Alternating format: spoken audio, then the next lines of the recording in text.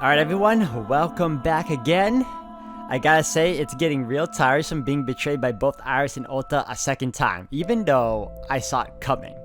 Like, he has like the lamest excuses to try and backstab you, and Date always falls for it. But we get a little more info about why that happens, or if anything, we get a little more info as to what happens after. And I have my theories on why they act the way they do, so we're going to continue on from there, guys. And if anything else, thank you all for the love and support, and we're going to continue on and see this thing through. Alright guys, welcome back again. You know, I can't believe this occurred to me late, and I'm just realizing it now, but not that long ago, maybe a couple of videos prior to this one, they spoke about how the new sync, or the secondary sync project, was meant to, or was it a project? Or was it the time limit? Either or. It was about the new sync machine, and apparently I just remembered just now that it was meant to also help people switch bodies. It didn't occur to me then that the idea hit me now that there's a very high chance that Ota and Iris aren't who they say they are. They aren't the original characters anymore. They were switched. Which is why they're acting the way they are acting now, you know? I can't believe it hit me just now though, but alright, we're gonna continue on, guys. Sorry about that. It was just something that just like slipped my mind, and it just hit me now.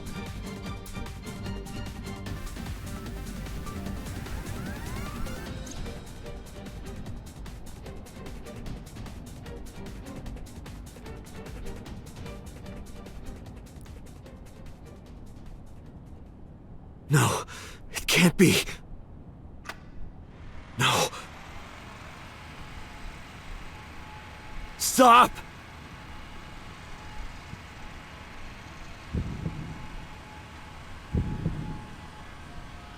Uh-oh. No!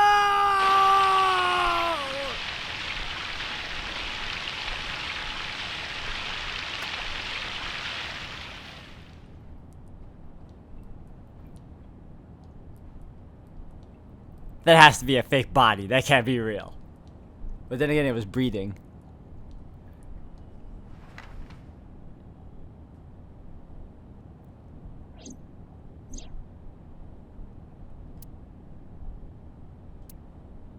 No!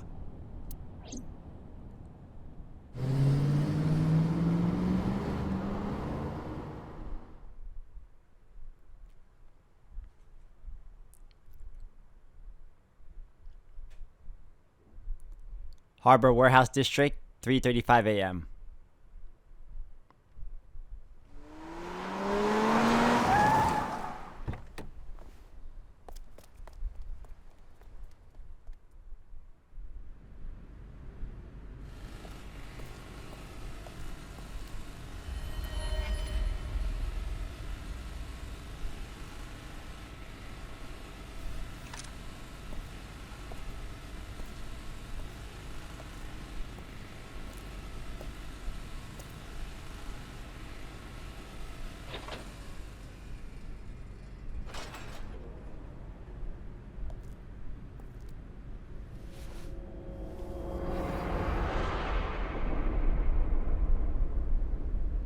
Ota.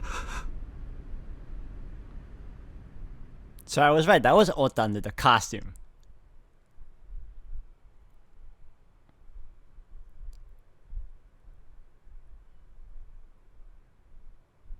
Alright, Monday, 10:02 a.m., police headquarters.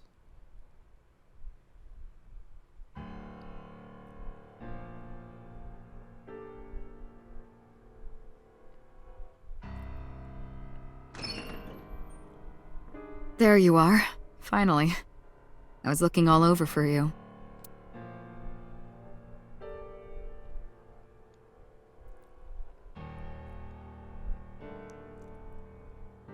It's rare to see you down like this, but it's understandable. You blame yourself for this, don't you? Beating yourself up about taking Iris to Marble, and about letting Ota get the upper hand on you. Am I right? Shall I tell you what Investigation HQ thinks?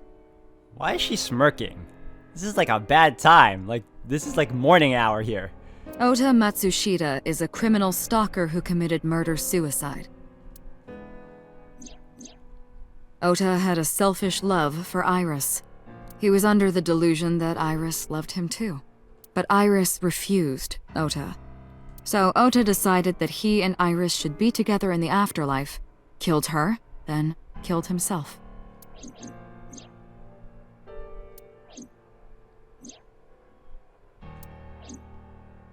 That's ridiculous. Ota would never kill Iris. And how do you explain the other two murders? Iris's left eye was hollowed out. Just like Renju and Shoko. Those three murders were definitely executed by the same person. The new Cyclops killer. There's no way that's Ota. Too many pieces don't fit. Too many contradictions, like killing Iris. Such as? Now we're gonna play the question game again. Let's go. Ota's behavior during the video. Stay away from Tessa! Ota showed himself on the stream. If he was gonna kill Iris and then himself, why would he do that? The only reason you would show yourself like that is to prove that you weren't the culprit. In the most childish way possible, almost amateurish at that. Ota and the polar bear on the screen at the same time would prove that they're not the same person. Exactly. That behavior would be totally unnecessary if he was gonna commit suicide anyway. Well, maybe he wasn't planning on dying at first. After he killed Iris, he realized that he couldn't live with himself. So he lies down on the workbench and turns on the ice cutting machine himself? I don't buy it. Ota had no incentive to kill Renju. And what about the polar bear costume? The culprit was wearing a polar bear costume, probably to hide their identity. But if murder-suicide was the plan, the costume served no purpose. Maybe he was thinking like this. The reason Iris and I can't be together is because her agency prohibits it. Making the president, Renju, the ultimate bad guy in his mind. She's pushing this really hard too. Mizuki is Ota's close friend. Do you really think Ota would kill his friend's father? Ota had no incentive to kill Shoko. Shoko was married to Renju. Maybe he was trying to get at Renju by killing her. You sound unsure. That's a stretch. They've been divorced for years. Ota knows all about it. He wouldn't use Shoko to get to Renju. There are some additional discrepancies. I analyzed the investigation report. Judging by his wound, Ota was stabbed in the side by a kitchen knife or something similar. Are you sure? I am. I told the boss what Aiba found. Oh, I know that. Well? Ota could have stabbed himself. Maybe he thought it would be a fatal wound, but when it didn't work, he went for the ice cutting machine. No. Then, shouldn't we have recovered the kitchen knife from the scene? Maybe he threw it in the ocean. What is with her face? Okay, now, I'm of the belief that's not just Ota and Iris that probably had some body switching magic going on, but also the boss. Look at her face right now. Look at that. Boss, come on. Ota goes out to the water, stabs himself in the gut, throws the knife over the side, then walks back to the warehouse? Well, I wasn't being serious. I didn't think Ota was the culprit from the beginning. I was just playing devil's advocate for HQ. Really? Yes, really. We're like, huh. Anyway, Ota didn't kill anyone, and he didn't kill himself. Here's what I think happened. Stay away from Tessa! Ota knew Iris was kidnapped, so he rushed onto the scene. That's when he saw the culprit wearing the polar bear costume. He tried to fight him off, but ended up being stabbed in the side. He was weakened and losing blood at the culprit's mercy. The culprit forced him into the costume, then under the ice cutting machine, and then...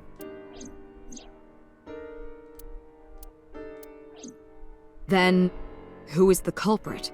I wish I knew. We're up to 4 victims, but Ota was a special circumstance. He wasn't specifically targeted by the culprit. Right. and he was the only one to not have his eye pulled out. So let's focus on the 3 other victims. Shoko, Renju, and Iris. What connects these 3? Connections. If you find a connection between the victims, you find a connection to the culprit. That's the theory of investigation, right? You think the new Cyclops killer is related to them somehow? Maybe, maybe not. But it's a good starting point. Renju and Shoko's daughter Mizuki. Mizuki has the strongest connections with all 3 victims. Shoko and Renju were her parents, and she was close friends with Iris. She was good friends with Ota too. But that's why I could never believe Mizuki would kill all 4 of them. Thinking of her as a suspect is ridiculous. She wouldn't anyway. It's not her character. Ota's mother, Mayumi. Mayumi had motive for killing Iris and Renju. Mayumi hated Iris, and she didn't think well of Lemnis Gate either. And since Renju is the president... Anyway, the weak point is Renju's ex-wife, Shoko. I can't imagine why Mayumi would kill her. And above all else, she would never harm her only son, let alone kill him. Iris' mother, Hitomi. Hitomi and Renju are definitely linked. They were high school classmates, and she did say that she met Shoko twice. But I can't imagine she would kill Iris in such a gruesome way. I agree. No matter what the circumstances were, it seems impossible to me. Alright, Moma Kumakura. I also feel like that's not the case either. Renju and Shoko were connected to the Kumakuras, but there's no connection to Iris. Congressman Soshijima. Renju, Shoko, and So. There is a connection between Renju and Shoko through the Kumakuras, but again, I can't see any clear link to Iris. Me. I know Renju and Shoko, and I'm connected to Iris, but I have an alibi. Aside from Shoko, there's no way I could have killed any of them. No. Now that I think about it, Shoko too. I don't remember killing her. My memories from 6 years ago are missing, but I still have my memory of recent events. And if I start doubting myself now... Date, I can say without a doubt that there is 0 possibility you are the new Cyclops killer. I have been working with you for years. I know better than anyone that you are innocent. I thought it over, boss. Of the people I know, I can't peg any of them as the murderer. She looks like she's guilty. Look at her face. She's always like just in her own head, in her own world, just like dancing around. You can see it. And no leads to pursue? No. Then there's only one thing you can do. Continue your investigation. Do whatever it takes to get the culprit, to get justice for the victims. You're right. Got it, boss. Alright. So, wow, 5 places. Cold storage warehouse first.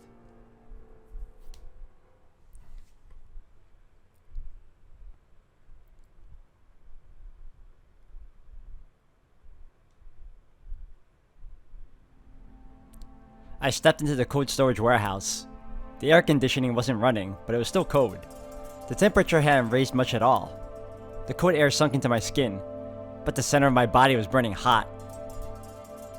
Equipment, workbench. Right here. Iris and Ota were... I am sure you are already aware of Ota's time of death. just before I arrived. About 3:30 in the morning. And the cause of death. Right, about that. Ota had a stab wound from a kitchen knife in his side. Correct. What was the exact cause of death? Was it the knife wound, or...? I cannot determine that. I can conclude that the knife wound was at least close to being fatal. Even if Ota was still alive on the workbench, he was certainly on the verge of death. If he weren't already extremely weak, we would expect to see more signs of struggle. Maybe Ota was trying to help Iris jumping at the criminal. That led to a scuffle, and Ota ended up with a knife wound in his side. He lost all his power to fight back. He was forcibly put inside the costume, then finally cut open by the ice cutting machine. But why? Why did the culprit put the costume on Ota? Unknown. To mock him, maybe? I don't know. Iris and Ota were sliced in two by this ice cutting machine. Iris and Ota. Iris's estimated time of death and cause of death have been confirmed. The video was not a recording. It was a live stream, filmed in real time. Which means Iris's time of death is 3:20 a.m.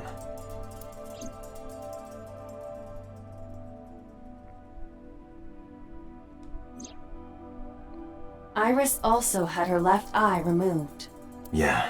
And like Renju and Shoko, Iris's left eyeball has not been recovered.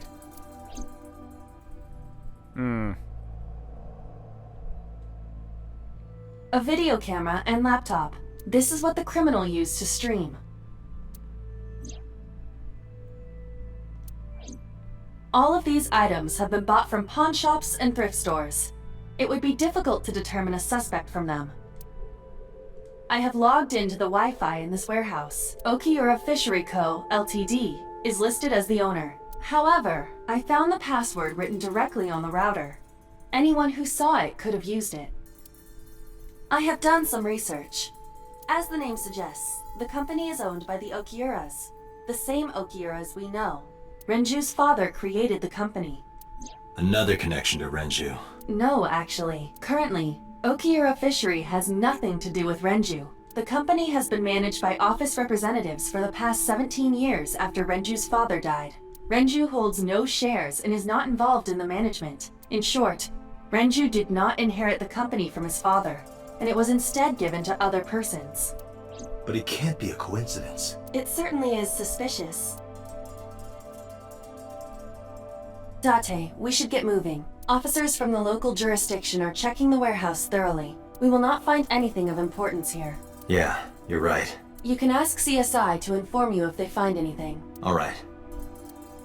Alright, time to go. I'm heading out. Let me know if you find anything. I'll let them know, then left the warehouse.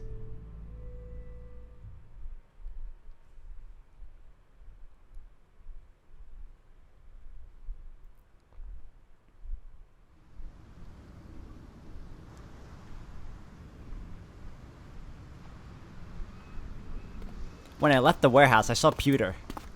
What is he doing here? He walked up to me while I was trying to work it out. Date, I have to talk to you about something. Huh? About the original Cyclops serial killings. Why this all of a sudden? Because I want you to solve this case, Mr. Date. I want you to find who did this and bring them to justice. So, if I can help you, even a little... Why didn't you say anything at Abyss? The boss was there. I couldn't speak openly in front of her. So I decided to meet you here. All right. Let's hear it. Earlier, I told you that I was completely certain the original Cyclops killer couldn't have committed these crimes. I am absolutely certain the original Cyclops killer could not have committed these crimes. Let me explain why. I'll start by telling you the identity of the Cyclops killer, although it's more accurate to say killers. More than one? In the first series of killings, the culprit had an accomplice. One of them was born a murderous psychopath. The other is Rohan Kumakura, the previous chairman of the Kumakuras. They each had a role to play. Well, sorry. That could explain the red what do you call it? The red character that was alongside the blue murdering one in Iris' Somnium. But we're still not sure if that's Rohan. The murderer committed the homicide, and Rohan removed the eyeball. But we can confirm that Rohan is a fan of taking people's left eyeballs, so there is that to consider. Alright, why did the Cyclops case get classified? That... I don't know. The details of the original Cyclops serial killings case have become nebulous over time. Even the official investigation material contains nothing of value. I am unable to draw any conclusions from them. You really have no idea? If I did, I would tell you. Would you now? Who is the murderous psychopath? He was born with a brain dysfunction. Due to damage to the posterior pituitary gland, he was unable to properly secrete oxytocin. Oxytocin is a peptide hormone linked to feelings of love, affection, and trust. It is colloquially referred to as the love hormone. It causes a tranquilizing effect which improves mood and relieves stress. It is normally secreted when the body makes contact with an object of affection, such as an embrace or caress. I'm sure you know what this implies, but he was unable to feel love in the way that we do. However, he was able to experience a substitute. His brain was wired in such a way that allowed him to feel satisfaction through other means. Due to the unique idiosyncrasies of his brain, he was able to release large amounts of dopamine and endorphins by performing a certain action. What was it? Murder. Dopamine is a hormone linked to the reward system of the brain. The pleasant feeling attained through accomplishment is dopamine. Endorphins are a kind of brain narcotic. They dull pain and create a feeling of happiness. He got pleasure from killing people? It's slightly more complicated than that. Killing people was the only way he could get pleasure. He was 12 when he took his first life. That enlightened him to the pleasure of murder, which he would do again and again. Alright, about Rohan. 18 years ago, Rohan took a woman's eye. She was already dead. He put his finger into her eye socket and gouged it out. The reason why was simple. He was fascinated by women's eyes. Their beauty stimulated his greed and his desire to possess them. Well then, if he's only after women's eyes, then someone else killed Renju. He needed to have them, to make them his own. Driven by this instinctive impulse, he took the woman's eye. From then on, he acquired a grotesque obsession with the eyes of dead women. He was very particular about his need that the eye belonged to a deceased woman. But even being the head of a Yakuza gang, there weren't too many opportunities for him to indulge. His deepest, darkest desire went unfulfilled for years. However, he soon met his ideal partner, the aforementioned psychopath. The Cyclops killer would commit the murder, and Rohan would take the eye. Thus, a mutually beneficial relationship was established. This was the origin of the Cyclops serial killings. At about the same time, you were assigned to Abyss.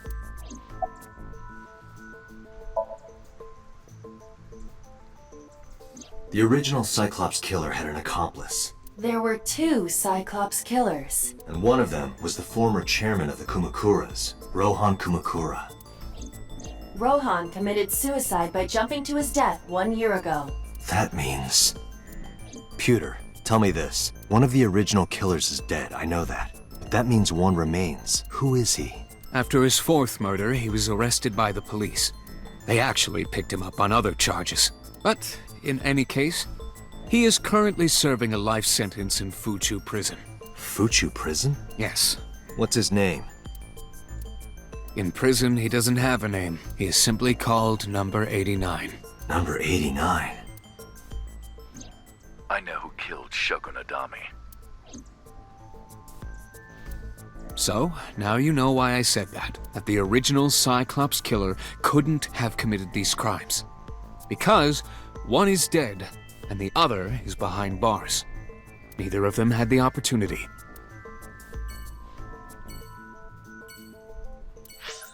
Alright, time to go to Matsushita Diner.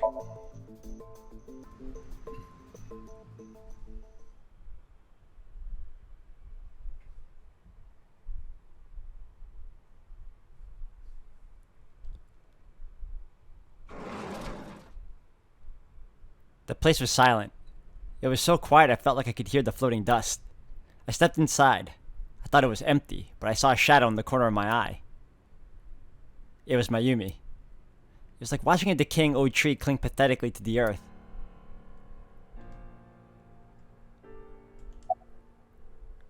Whoa, okay.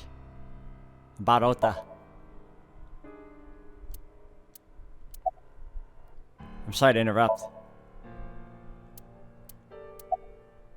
Do you want to talk about it? Of course she doesn't.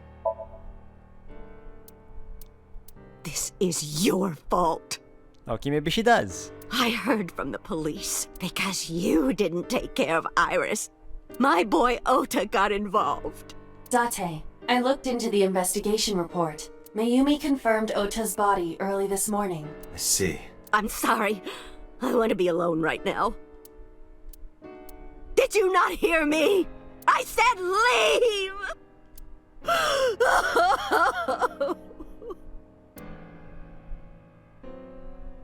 Date, let's go. She is in no state to talk. Yeah, you're right. Alright, that's a bust. My place. Maybe Mizuki knows something.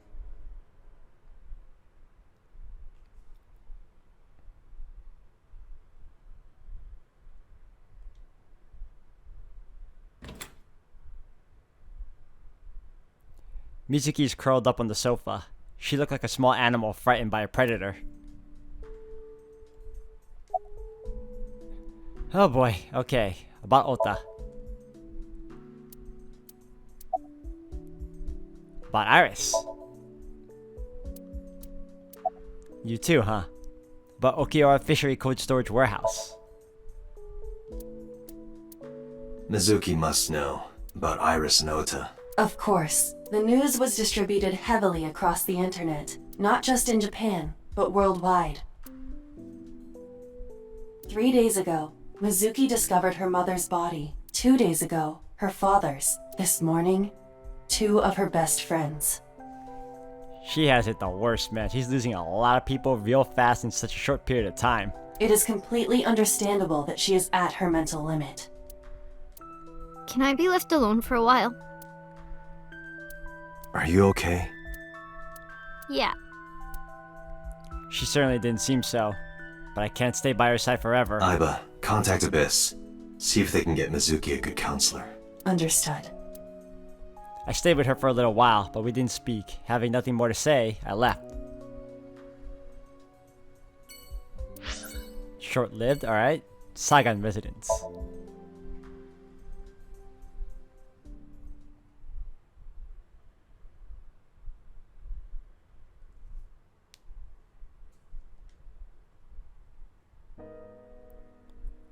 When I visited the Saigon household, I found Hitomi with a hollow look in her eyes.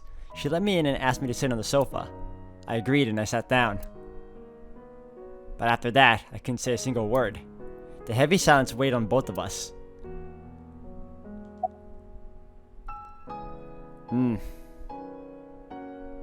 About Ota. Ota was one of my students. I taught him in elementary school. I heard it from the police. Ota tried to help Iris and ended up... I don't know what to say. I have no words. Okay. But Iris. Iris was my everything. We always went everywhere together, whether it was buying clothes or going to the movies or taking a walk or going shopping at the supermarket. When she was young, she would just hold one of my fingers. Her hand was too small to hold mine. Then it was 2, then 3. And finally she could hold my hand. But eventually, she left my hands altogether. She started crossing her arms, being independent, even though she needed constant attention growing up. Her memories are a part of this room. And always will be. When she was a baby, she fell off that sofa and cried and cried. One day she tore up her picture book all over the floor here. Another time she drew with crayons all over the window. She painted my portrait on Mother's Day. Scratches on the floor, chipped plates, burn marks on the table, stains on the cushions. Everything you see. It all holds a memory of her. But why?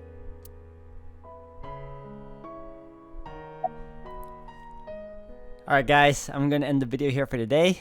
Thank you all for watching. When we come back, we're gonna finish questioning Hitomi, and wherever else we gotta go to see this all through. So thank you again. Until the next one.